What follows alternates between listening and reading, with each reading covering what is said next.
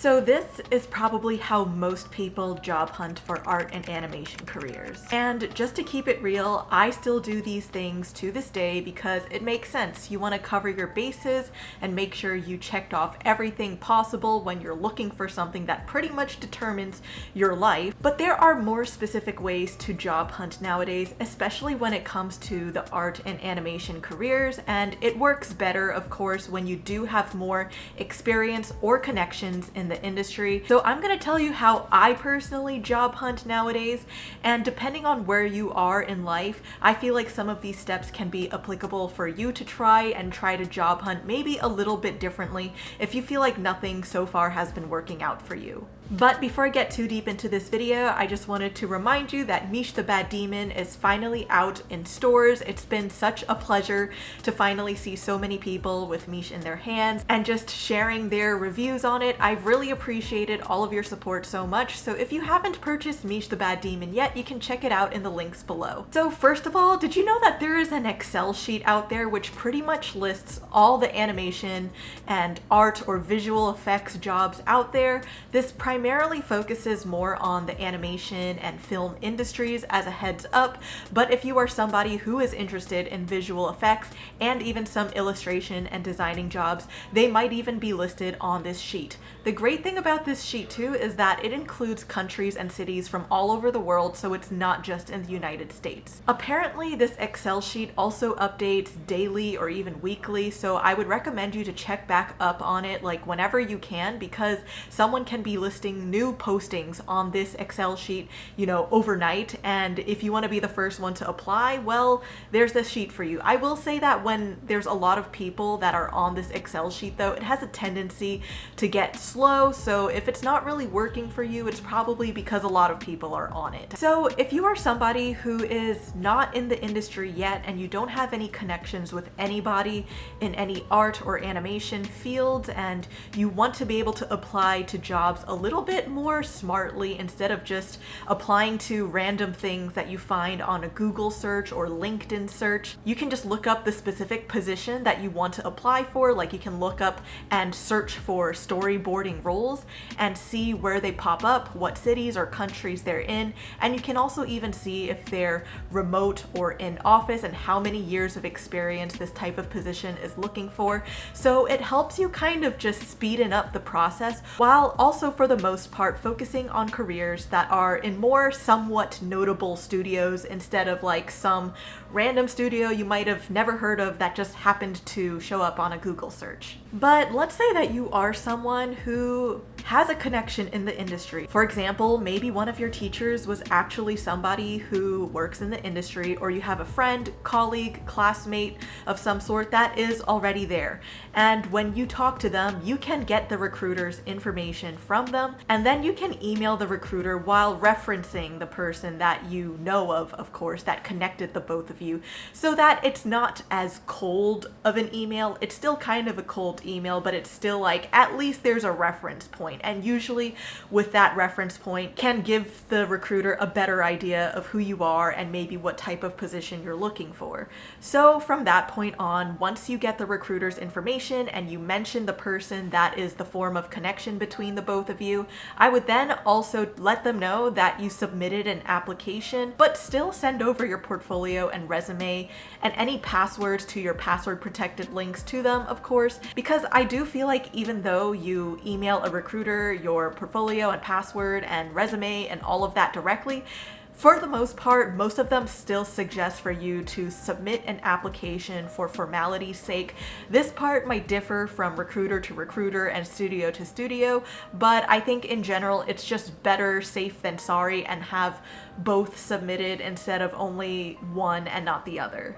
So I just think this method is just good for anyone who might not have any working experience necessarily, but having a connection is usually one of the more beneficial parts about landing a creative career. Most of the time, a lot of job applications kind of will just disappear into the wind, like just to keep it real. That's probably what's gonna happen if you are someone who is just submitting a job application, but you don't really have a specific tie to anyone in the industry. But when you supplement that job application application with a connection and a referral, and you directly email the recruiter because you have their information, I feel like that will increase your chances more so than just a regular schmegular job application. To this day, I actually don't think that any of my jobs really happened purely because of a job application alone. Usually if there was a job application involved, there usually is a supplemental aspect such as a connection between both me and that studio or recruiter, or the fact that the recruiter has already known my work from somewhere else. And then third, I feel like this is a little bit more advanced, so I feel like this piece of advice will only work if you are somebody who is currently in the animation industry, works for a unionized studio, but maybe you did not know this piece of information yet and you're job hunting. But the animation union is a place that you pretty much join after you start working a few months into your first animation job. Well, there's a union Discord in which you can share your job status or your availability, and you can keep in touch with workers in the animation industry from all different studios. But unfortunately, you do not have access to it if you are not a part of the union, and the only way to gain access is, of course, if you have already once started working. So this is a place where a lot of people will usually tend to share the fact that they are now available for work or looking for a job, and sometimes other people who are at studios will also share that their studio is looking for an artist for a certain position. So this is a more direct place for literally connections to mingle and find jobs from a very purely connection-based way. Of course, you might still have to submit an application, but I feel like the direct link of you already being in the industry and you having a connection and somebody just passes your name along makes things a lot easier.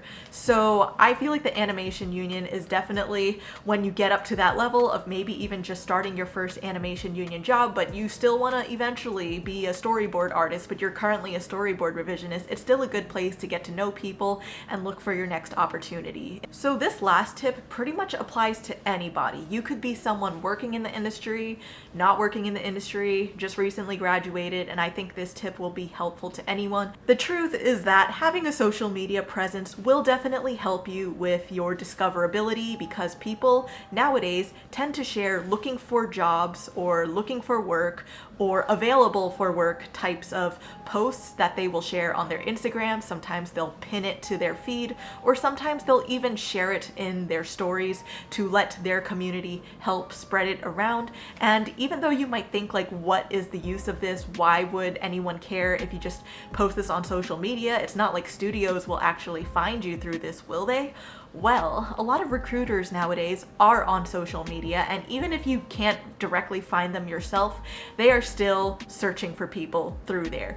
Even though they are not basing off your social media platform as your portfolio, they are still using it as a form of kind of a gateway to know like, oh, this is this artist and this is generally what they're into. They're going to dig deeper into that and then maybe stumble across your actual portfolio. So this is why having a social media platform is not really like the way to land an animation or art job, but it's going to help boost your presence and discoverability for sure. The easier you make yourself to find for people, the easier you're going to make yourself hireable. And I feel like once you start building a community and you follow other artists who are also in the art and animation industries, and you create mutual relationships with them, they're probably going to help share and boost your posts, which will hopefully eventually land in the eyes of a recruiter. So lastly, I think a lot of people kind of get frustrated with the whole connections aspect, because I think it does kind of suck and it's sometimes unfair when people kind of hire people for connection reasons over, you know, the actual skill level of their artwork. Because yes, a lot of studios still mainly just hire people based on their suitability for their project and skill level, but unfortunately, there's still a lot of people who only really purely just hire due to connections and not really for, you know, what the artist is known for. I'm not saying that it's either black or white. I'm just saying that things like this still exist in the industry, as they do with any industry. So when it comes to connections, even though you shouldn't fully rely on it as your way of getting hired, it's still just helpful to have. So if you are somebody who has has, let's say, already graduated school. School is not really in your horizon anymore. You're not going to go to college. So how are you going to build connections with people if you don't have a school or a place to help guide you with that? Well, even though school might be off the table for you, I would still recommend maybe taking an online class like at Concept Design Academy, Brainstorm School, or Schoolism. I am not sponsored by these schools, even though I talk about them a lot. I say it because I feel like I know a lot of friends myself, and I know of people who are teachers at these schools who are literally working in the industry that go to these schools and teach in their off time. But I will also say that a lot of the students who take the classes at these schools are also people who are in the industry who want to further hone their skills after work. And they also welcome students who are not in the animation industry and want to break in. So if you are somebody who has not had any connections in the animation industry, I would just use this as an excuse to not just further hone your skills and develop them, but to also build connections with others, because you would be befriending people who are literally either in the industry or are also striving to get into the industry, and your teachers are people who work on projects as we speak. Ultimately, the reasoning behind why people might take these classes is very similar to why most people prioritize going to Cal Arts. Usually Cal Arts, people go there mostly for the connections that they have and their accessibility to people in the industry. I would say that pretty much all of my teachers in Cal Arts were people that were either working in the industry right now or are people retired from the industry but still have a handful of connections to people in the industry and have worked on very notable projects. So going to one of these online classes is relatively the same thing in terms of just building those connections with people who are actively in the industry, minus the 4-year commitment and minus the tuition cost. There are of course other events that exist within Los Angeles that you can attend, such as Lightbox Expo, CTN, where you can meet artists in the industry and get your portfolio reviewed. However, my only caveat with these things is that usually you don't really get the chance to build a connection with people at conventions. Usually it's a very quick, hi, I'm a fan of your work, bye type of thing. So that's why I don't really recommend like connections being built. Sure, they can be started, but I don't feel like that connection is the same as having a teacher that is actively in the industry, that is witnessing your growth over time and kind of responsible for your growth as well because you're paying them. And then the last tip that I most recently learned through a friend is that there is an organization called Sketchtoons LA, where a group of artists who also consists of artists from the animation industries and even just fellow artists in the LA area kind of gather and just sketch and hang out outdoors or in any areas that they mention on their Instagram. I feel like this is a great place to build a community too on a more casual basis if you do not have anybody that you know of that works in animation or even is on a similar career path or journey as you. So I would definitely recommend that as one of the ways to start building a community for free, if maybe going to a class is something that is not really accessible to you right now. Building the connections is usually the hard part, but I feel like when you have the connections, the portfolio, and the skill level combined, that's when you're more good to go. So I hope that all of the things that I listed in this video, even if you don't follow them in the order that I mentioned, hopefully you can pick and choose things that will specifically work for you, and you can find your way to eventually land the art job that you have wanted or aimed to be in, because nobody ever told me how to job hunt when I first graduated. I did the thing where I just Googled and LinkedIn searched and even looked on Indeed, which honestly, I never look at Indeed anymore for jobs, but I'm just saying, it's just like we all start from somewhere, not really knowing what's the best way to start looking. These ways of job hunting for art and animation careers should be a little bit faster than a Google search. So anyway, thanks for watching this video. I hope that you learned something from it, and if you are job hunting right now, I really wish the best for you and that you land on something soon. So yeah, I myself will probably be resuming the job hunt in a few weeks or months from now as well. I just need some time to work on my book. But other than that, I will see you all in the next one. So check out MEESH the Bad Demon #1. Thank you again for watching, and I'll see you all in the next one.